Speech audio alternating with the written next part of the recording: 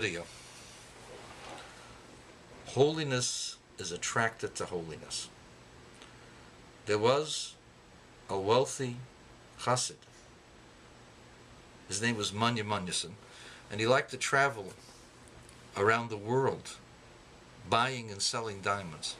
He was a very wealthy man, and in his travels he would often find for sale the cups, the Kiddush cups, the challah covers, the sidders, the holy books of righteous people.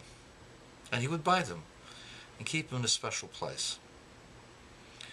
One of his trips, he came back with about 30 items, and he wanted to show his Rebbe, the fifth Lubavitcher Rebbe, Rebbe, look what I've bought. This cup was the cup of one of the great tzaddikim of Poland. This plate was used at the Seder for the holy Reb Levi Yitzchak of Berdichev, etc., etc.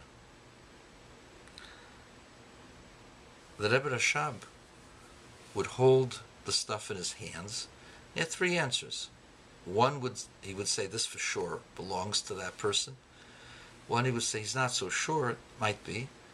And then some of them, he said, for sure it didn't have anything to do with them. And so the chassid put them into three different piles, knew which ones were authentic, which ones were doubtful, which ones were certainly not. He'd be careful the next time he would go on a trip not to purchase from those dealers. When he went out of the office of the Rebbe Rashab, he saw the Rebbe Rashab's, Rabbi Shalom Dev Ber's only son, Rabbi Yosef Yitzchak, who was at that time 15 years old. He decided to test the young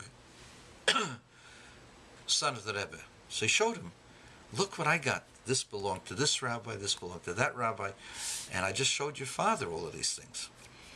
The previous Lubavitcher Rebbe, 15-year-old, picked it up and said exactly what his father said.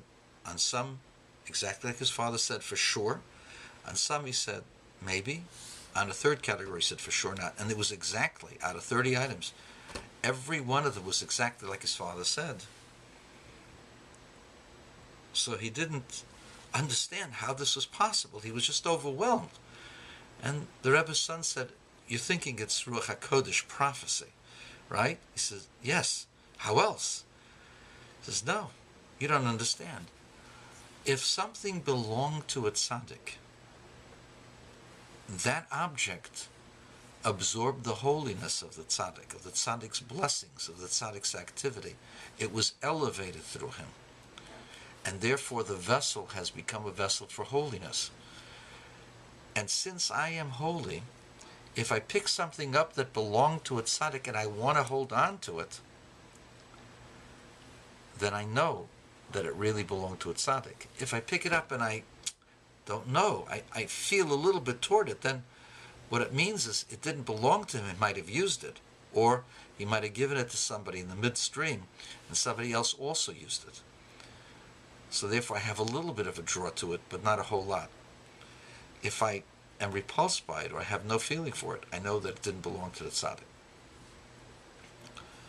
My friends, that's the same thing that's here. The tzaddik is drawn to holiness.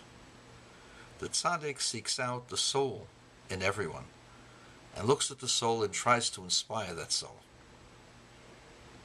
But if that soul feels it is trapped, and it can't go anywhere because the person has decided to oppose the tzaddik, at that point, the soul may decide to leave.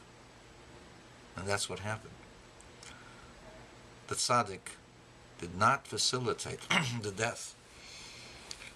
Death came through the recalcitrance, through the obstinance of the wicked person.